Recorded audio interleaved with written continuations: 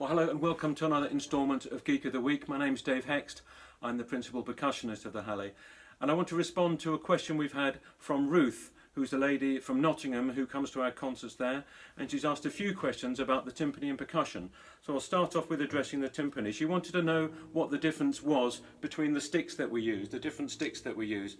Now, it's just simply to get a different quality of sound, different tone quality or different articulation. Now, these sticks are particularly big and fluffy, and you'd use them to get a nice big full tone for Mahler or Strauss. Now, going to the other end of the spectrum, we have some really small and hard sticks, and you'd use these to get a much more articulate sound. So quite a really sharp and abrasive sound, and that's also the sound that would have been heard in Baroque timpani and classical timpani, the symphonies of Mozart and Haydn and early Beethoven.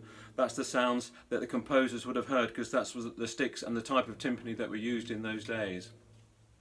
In between that, we have some sticks that are medium sticks, and you'd use those to get a full sound, but also an articulate sound. Now, Ruth also asked about how we tune the timpani. Now, we have these lugs here that you can turn clockwise to make the pitch go up. And anti-clockwise to make the pitch go down. Now, that works simply by tightening the skin or loosening the skin.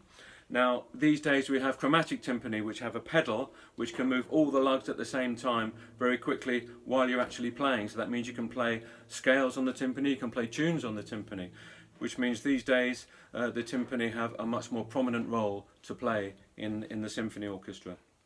Ruth also wanted to know about how we read music on the timpani and percussion, how the music is scored. Well, it's simply the same as it is for everyone else in the orchestra. Obviously, if it's just a single note, then it'll just be on one note of the stave. But apart from that, we just read melodic notes the same as everybody else. It's a popular misconception that percussion and timpani players don't read music and we just join in when it starts to get noisy. But that's certainly not the case. We have to read music the same as everybody else. So another question that Ruth asked was about percussion and what other instruments we use in the percussion section apart from all the normal ones you see, like the bass drum and cymbals and the snare drum and xylophones and so on. So we basically have to play anything that makes a noise by being struck. So either you hit it with a stick or just by contact sound somehow. So that's really what defines percussion. So at times we're very much the effects department of the orchestra. This here is what we call a slapstick. It's just simply two pieces of wood that you slap together, and that is often used when you need to create the sound of a whip. Like when there's a horse being represented perhaps in a piece of music and the horse is being whipped by the rider. In Tchaikovsky's Nutcracker ballet, there's this thing here which is called a ratchet, and that is used to signify when the actual nutcracker is working itself, when it's cracking the nuts. We also have a flexotone here. Now, believe it or not, I actually have to play tunes on this sometimes. We played a piece recently by Alfred Schnittke, and it's his viola concerto, and I have to play a tune on the flexotone. You just simply press your thumb down there and then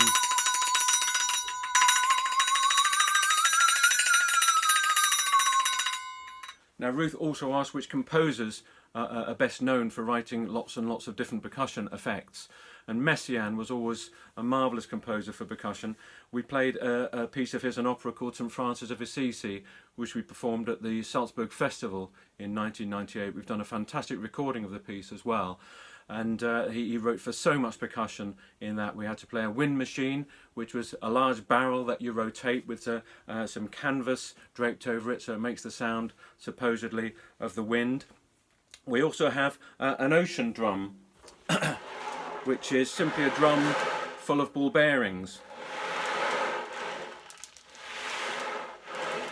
And you rotate it so the ball bearings move around and make the sound of the ocean. So that was used in the Messiaen piece as well. There was also lots of different wind chimes, shell chimes, glass chimes and bamboo chimes that were in that piece, and 2 sets of tubular bells. So a fantastic experience for us playing that piece.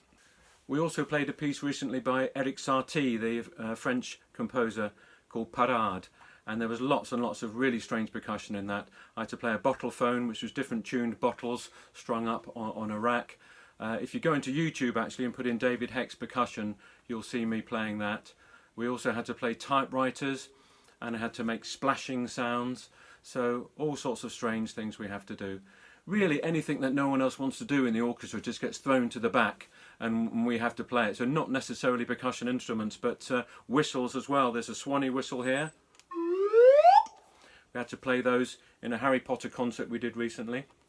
And roasting tins as well. Now, there's a great English composer called Thomas Adès who writes wonderfully for percussion, and he wrote a piece for the opening concert of the Bridgewater Hall in 1996 called These Premises Are Alarmed, and we had to play 6 different pitched roasting tins in that piece. So I hope that's answered your questions, Ruth, and we look forward very much to coming to Nottingham again and playing in the concert hall there. It's an absolutely wonderful hall. We love coming there, so we hope to see you again soon.